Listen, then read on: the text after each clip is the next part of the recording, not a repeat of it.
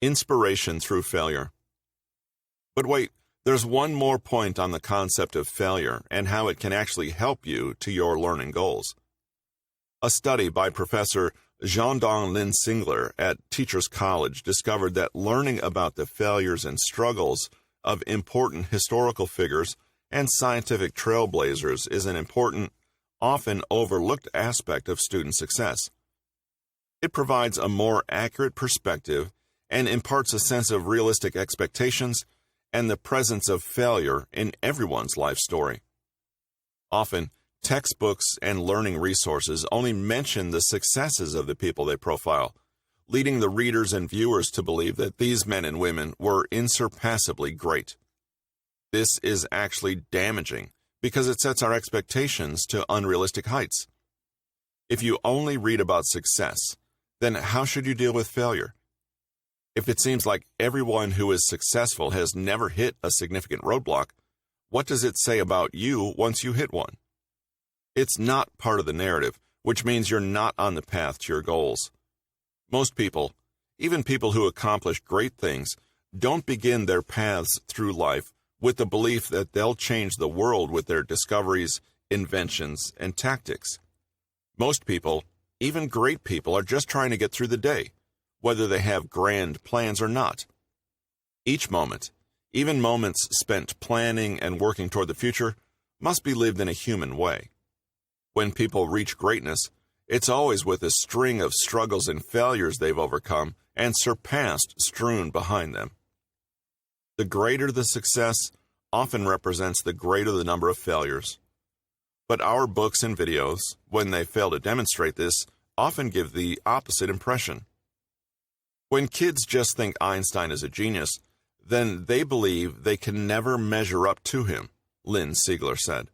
Many kids don't know that all successes require a long journey with many failures along the way.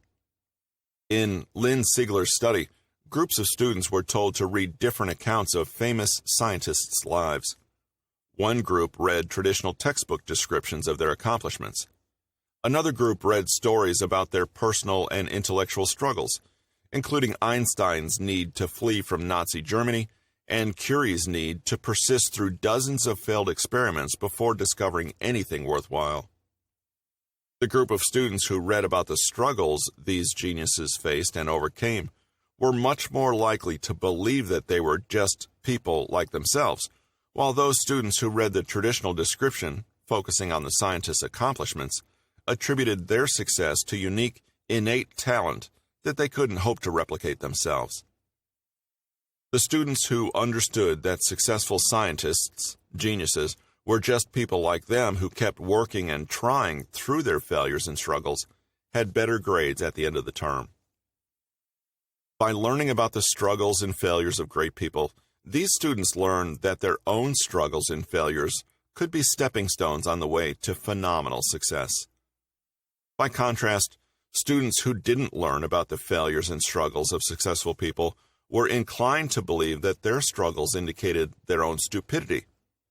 They believed that because they weren't as successful as their heroes immediately, that they never would be, as it never occurred to them that great people also struggled and failed on their pathway to success.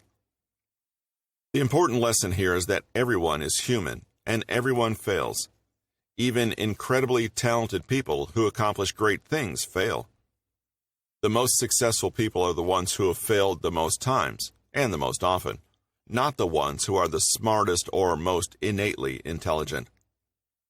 The only difference between them and the people who don't make it are that they kept trying and working, even when times were tough. If you see life as a numbers game, then the value of embracing failure becomes instantly clear. For instance, to succeed 5 times, perhaps there must be 100 attempts.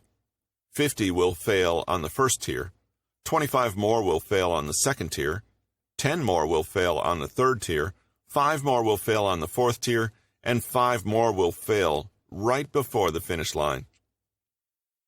Failure is a statistical inevitability. You may not want to be a trailblazer, a great scientist, or an insanely successful businessman. You might just want to learn a new hobby, or do a little better at work. But whatever your goal, It's vital to remember that failure isn't an indication that you aren't smart enough or skilled enough to succeed. It just means you have to keep trying, like all the successful people before you have done. If you must engage in comparisons, don't compare yourself to people who are held up as archetypes in textbooks. Only compare yourself to the past version of yourself, as that is the only measure that matters.